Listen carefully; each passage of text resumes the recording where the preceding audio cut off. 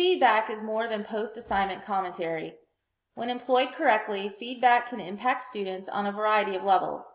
It helps direct what they should do with their time, how they should feel about their efforts, whether their motivation level is appropriate, whether they are meeting expectations, and more. Because feedback serves so many purposes in the online classroom, it is important for instructors to consider how feedback is provided, when it is offered, how it is focused or targeted, and what is considered in the feedback. Best practices consider feedback holistically and address three key elements: timing, target, and nature. It is important for instructors to be deliberate about all three factors and use care when determining when to deliver feedback, what the feedback should say, and what the feedback is meant to accomplish. Feedback first must be timely if it is to be effective.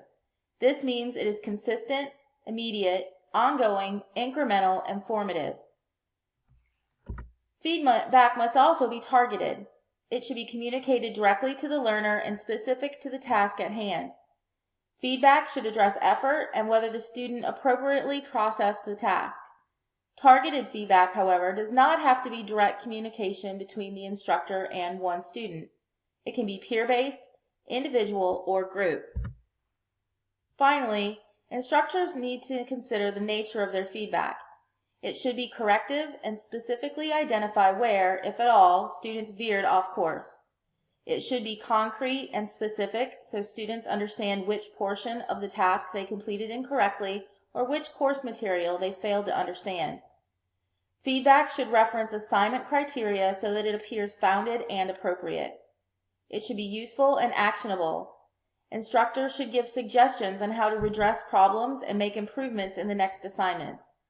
It isn't enough to tell students that they did something wrong. Instructors need to explain how to do it better the next time. Tone is also very important, particularly without in-person rapport to modulate criticism. To this point, instructors need to take care to complement what students do well and to sandwich criticisms in more positive feedback. When delivered effectively, feedback is a tool that develops cognitive understanding, motivation, and engagement, and interpersonal connections. It not only helps students learn course material, but also helps keep them motivated, engaged in what can feel like an isolated environment, and connected to the course. Feedback can foster interpersonal connections between instructors and students. It can even foster connections among students. All told, feedback has a direct bearing on whether students have meaningful interactions with course materials and an overall positive course experience.